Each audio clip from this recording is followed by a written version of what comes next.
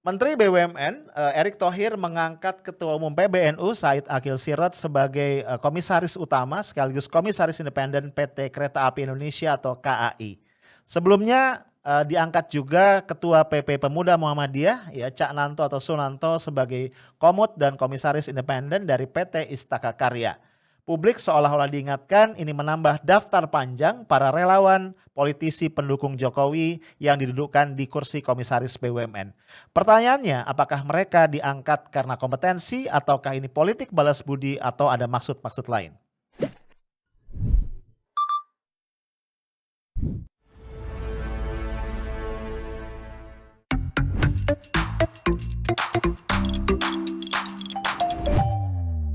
Hai guys, ketemu lagi kita malam ini, Kamis 4 Maret 2021. Kita nongkrong lagi di Highlight ya, ini tempat nongkrong paling asik ya, sambil istirahat malam-malam. Ada di antara lu yang ditelepon gak sih? Sama Menteri Erick Thohir, Menteri BUMN? Nggak ada ya? Gue juga enggak sih. Nah ini kayaknya yang ditelepon adalah Kiai Haji Said Akil Sirot, Ketua Umum PBNU ya.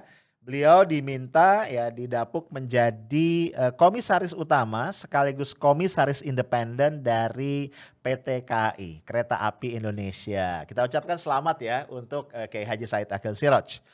Nah ini bukan pertama kali nih guys, pimpinan dari Ormas Keagamaan diminta oleh pemerintah untuk menjadi komisaris BUMN. Bulan Januari ya, mungkin lo ingat Ketua PP Pemuda Muhammadiyah Cak Nanto atau Sunanto juga diangkat menjadi komut sekaligus komisaris independen dari salah satu BUMN karya PT Istaka Karya. Jadi kayak tren baru nih. Siap-siap ya para pimpinan ketum dari ormas keagamaan yang lain. Siapa tahu juga akan ditelepon oleh Menteri Erick Thohir atau stafnya dan ditawari atau diminta menjadi komisaris BUMN. Kalau ketum FPI diminta nggak ya? Enggak lah, dibubarin bro sama pemerintah ya kan pakai SKB 6 menteri dan pejabat setingkat menteri lagi.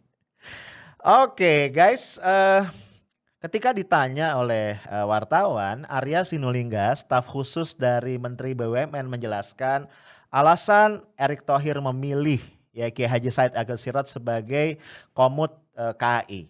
Setidaknya dua alasan yang diungkapkan oleh Arya Sinulinga.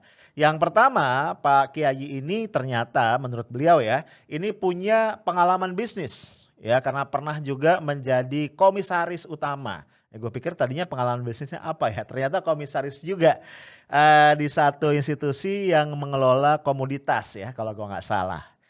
Nah ini yang bikin gue bertanya-tanya ya, apakah syarat menjadi komut adalah punya pengalaman jadi komut? Nggak tahu juga ya. Nah alasan kedua yang di highlight oleh Arya Sinulinga, sosok Kiai Haji Said Akil Sirot sebagai seorang tokoh ya tokoh agama begitu ya sebagai ulama itu diharapkan bisa memberikan contoh untuk penerapan nilai-nilai kebangsaan di PT KAI. Nah dua alasan ini ya. Nah waktu gua menyimak dua alasan itu ya oke lah gitu ya. Tapi sejujurnya gua nggak puas ya. Karena terlampau normatif ya. Dan gua nggak yakin bahwa dua alasan itu atau dua hal itu memang dibutuhkan oleh BUMN untuk menjadi satu badan usaha yang kompetitif dan mampu menjalankan visinya ya atau menjalankan misinya. Karena kita tahu ya BUMN itu bagaimanapun adalah badan usaha. Di satu sisi dia adalah alat ya atau apa institusi yang dibangun oleh negara untuk apa? Untuk mengelola cabang-cabang produksi yang penting bagi negara dan juga terkait dengan kesejahteraan rakyat. Ya kan? Nah yang kedua jangan lupa namanya BUMN itu badan usaha ya. Ini adalah juga alat bagi negara untuk mendapatkan keuntungan. Ya dalam bentuk dividen tentunya yang itu juga akan digunakan nanti sebagai salah satu sumber pemasukan dalam APBN kita.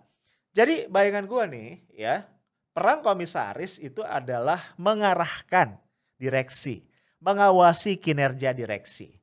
Logikanya yang mengarahkan dan mengawasi guys itu tentu harus lebih kompeten, bener gak sih?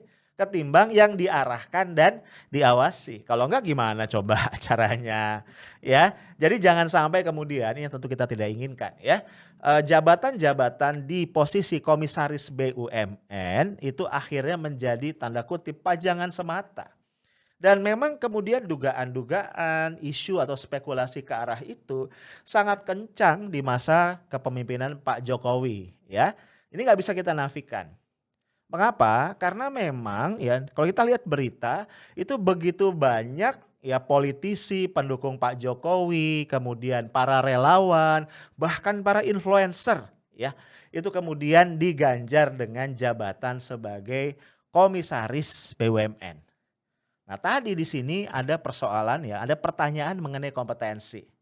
Ya misalnya kalau seseorang ditunjuk tadi memimpin, bukan memimpin, menjadi komut dari sebuah BUMN kereta api ya, Kiai Haji Said Agil Siraj. Iya sih memang yang namanya komisaris itu bukan eksekutor, dia bukan eksekutif yang running the business day by day. Tapi seenggaknya ya, sependek pemahaman gua itu perlu memahami industrinya dengan komprehensif. Nah, ya dengan segala hormat ya gua ingin bertanya apakah Pak Said Agil Siraj ada dalam posisi itu misalnya. Ya demikian pula para komisaris-komisaris yang lain yang berasal tadi dari politisi, relawan, apalagi para influencer. Ya ini misalnya guys ada berita menarik ya dari Kompas. Di bulan Oktober 2020 aja di dalam 1 bulan itu ada 3 relawan Jokowi yang didudukkan di kursi komisaris BUMN. Banyak bro, sebulan ya. Dan itu pun ternyata masih kurang ya. Projo ini adalah organisasi relawan Pak Jokowi waktu Pilpres yang lalu masih mendesak kepada Menteri BUMN Erick Thohir untuk menambah terus jumlah relawan yang mendapatkan kesempatan menjadi komisaris BUMN. Padahal jumlahnya itu udah banyak banget ya. Ini Kompas pernah melansir 17 nama. Ya, kita lihat nih. Gue baca cepet aja ya. Ada Fajrul Rahman, ya lu tahu ya tokoh kita yang satu itu. Ada Andi Gani Nenawea, lalu ada lagi Victor Sirait, Lukman Edi, Uli Niam Yusron. Ini kalau nggak salah jadi komisaris di satu BUMN yang berurusan sama pariwisata. Ya Ulin Yusron ini seorang influencer yang sangat aktif guys ya. Influencer kan seringkali kita anggap sama atau ekuivalen dengan buzzer ya. Lalu ada lagi Eko Sulistyo, siapa lagi? Diah Kartikarini.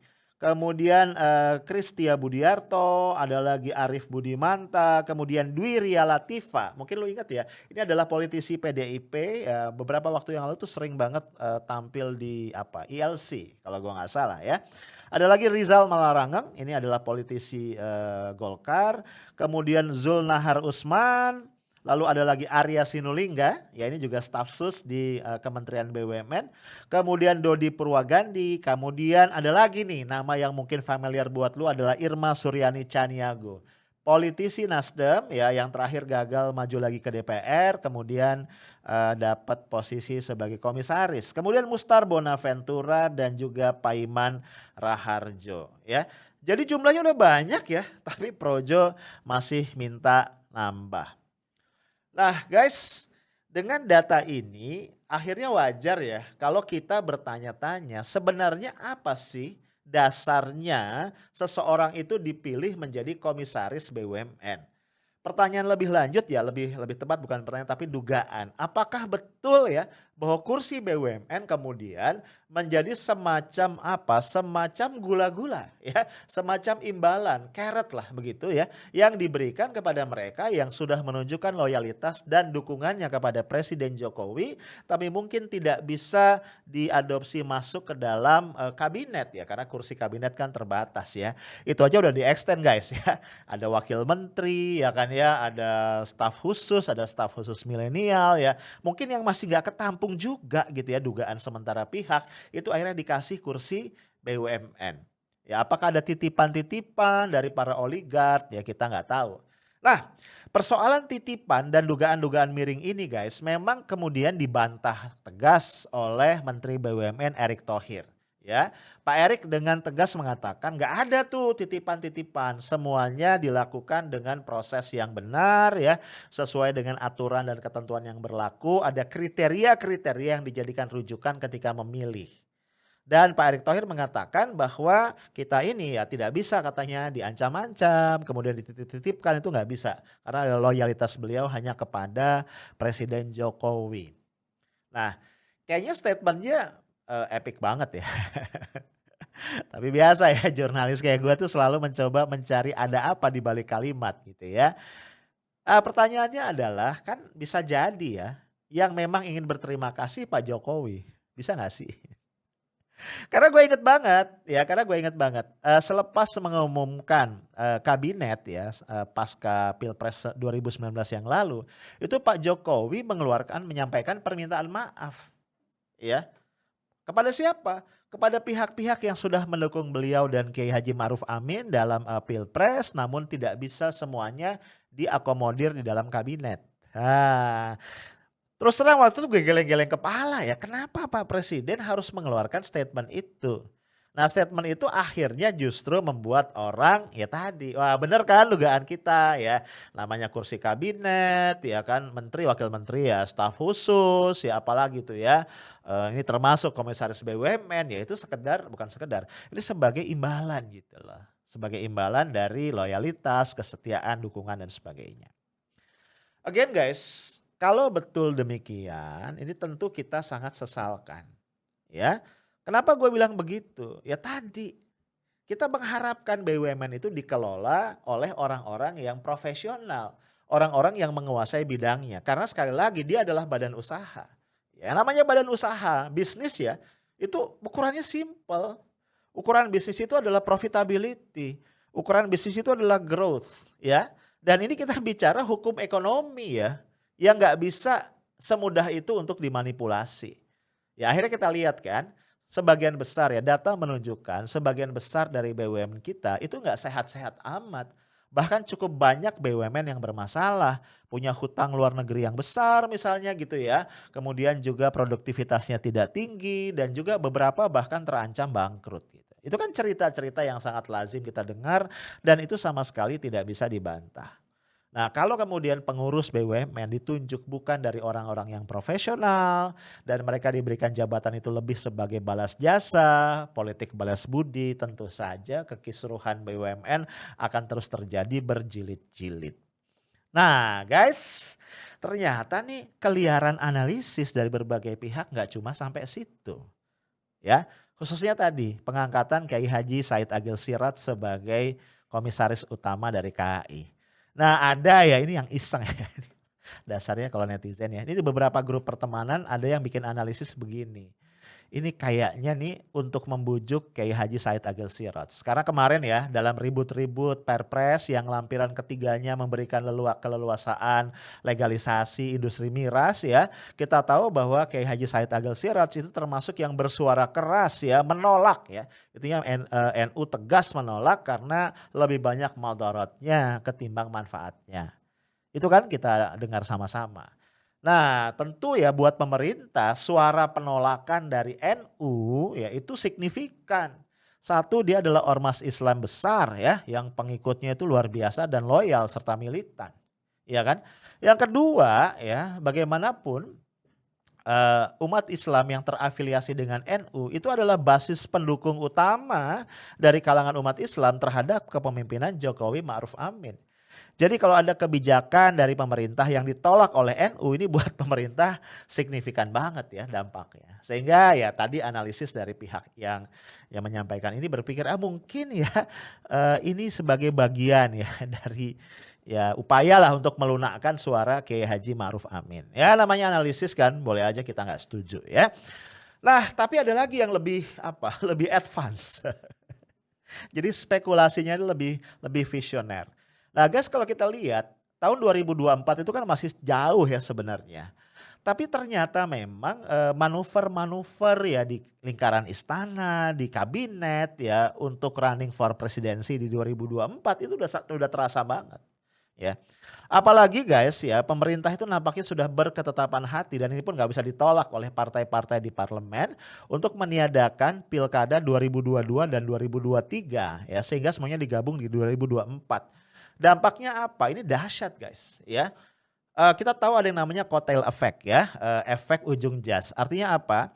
Partai-partai yang tidak memiliki calon presiden dan wapres ya, itu akan cenderung suaranya tergerus ya, akan dilibas oleh partai yang punya, calon presiden dan wapres. Kalau kita ngelihat aturan sekarang ya, karena presidensial threshold tidak dicabut di 20% ya, partai yang saat ini sudah relatif aman bisa mengusung calon sendiri itu baru PDIP. Jadi kebayang ya, partai-partai di luar PDIP ini, belingsatan ya, karena mereka terancam. Apalagi kalau kita refer ke hasil survei Litbang Kompas ya, ini kita tayangin lagi ya, yang pernah kita bahas beberapa waktu yang lalu, suara-suara partai lain tuh anjlok ya. PDIP adalah satu-satunya partai yang suaranya ya, artinya, elektabilitasnya di versi survei itu meningkat dibandingkan dengan pemilu, 2019 yang lalu. Ya pasti yang lain ketar-ketir.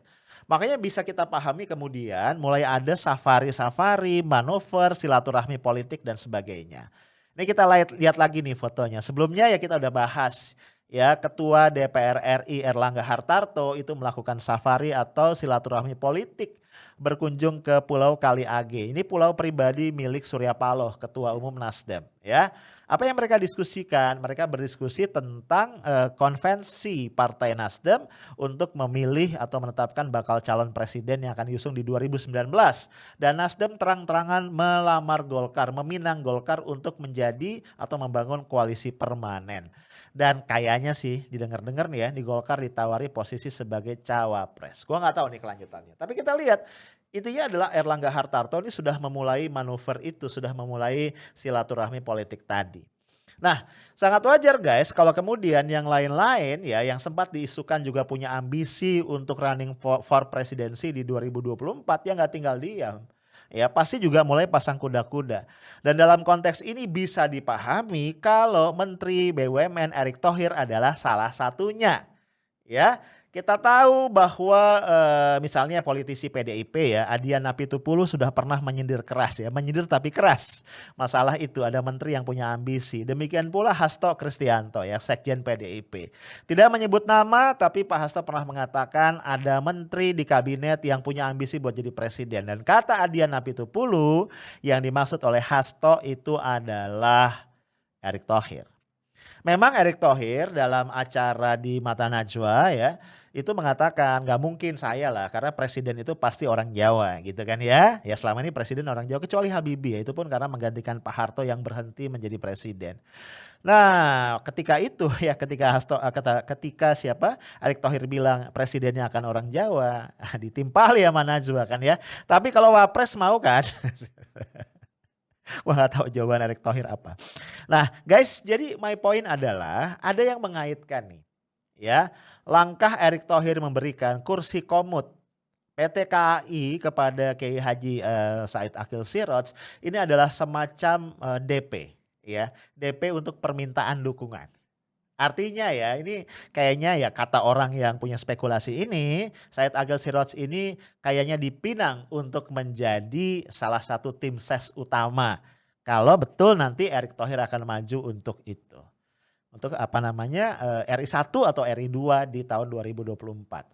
So guys, kalau dugaan atau spekulasi ini benar ya, ke depan kita nggak akan heran kalau kemudian misalnya ya Said Akil Siroj akan mulai menyampaikan apa dukungan ya atau pujian atau apapun lah yang berkaitan dengan upaya membangun citra positif dari Erick Thohir ya di jagat politik kita. Ya namanya politik Indonesia kita tahu ya banyak dramanya dan sangat-sangat dinamis ya. Tidak ada kawan abadi, tidak ada lawan abadi, yang abadi konon kabarnya dalam politik adalah kepentingan. Nah guys, melihat dinamika itu gue pengen menyampaikan beberapa catatan ya. Pertama, tentu saja yang namanya manuver politik itu wajar, apalagi ketika dilakukan oleh para politisi. Namun menurut gua menjadi sangat-sangat disayangkan kalau kemudian manuver itu mengorbankan kepentingan bangsa, kepentingan negara dengan apa? Dengan melalaikan tupoksi utama dari masing-masing orang tadi. Ya gua ngebayangin kalau tadi spekulasi mengenai manuver-manuver dari para menteri kabinet ya untuk running for presidency di 2024 sudah dimulai, ini sangat apa ya, sangat menyinggung perasaan rakyat lah menurut gua. Kenapa? Karena PR kabinet ini banyak banget ya nggak selesai.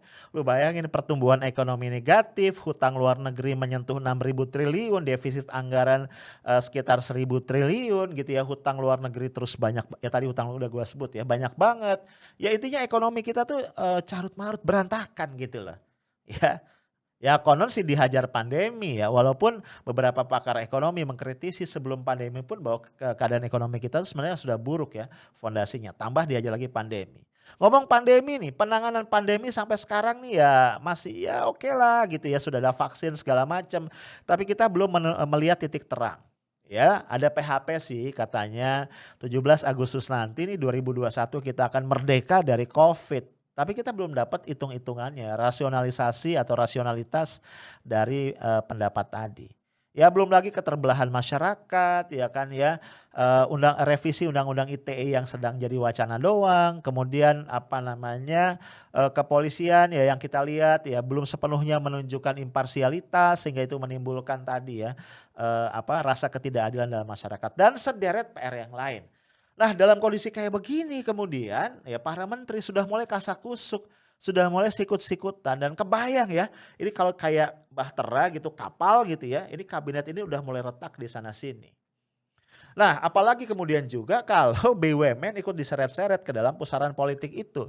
Ya, digunakan untuk posisi tawar-menawar, digunakan sebagai imbalan, sebagai sweetener, sebagai apalagi kompensasi, sebagai balas budi, balas jasa dan seterusnya. Ya tadi akhirnya kita ngerasa kita sebagai rakyat ya itu cuma diminta suaranya 5 tahun sekali ya sekedar untuk melegitimasi, melegalkan ambisi kekuasaan dan setelah itu kita ditinggal. Tentu saja guys ini bukan bentuk demokrasi yang kita harapkan ya. Bayangan kita tentang demokrasi adalah sebuah sistem yang bisa meningkatkan quality of life kita, bisa meningkatkan marwah Indonesia yang berdiri di atas keadilan ya. Tapi ternyata itu masih jauh. Tapi guys, gue ingatkan sebagai masyarakat sipil kita tidak boleh putus asa. Yuk kita terus menyuarakan kebenaran. Karena pada saatnya kita tetap yakin kebenaran itu akan menang. Ya itu aja guys dari gue Stay Tough, Smart and Professional. Assalamualaikum warahmatullahi wabarakatuh.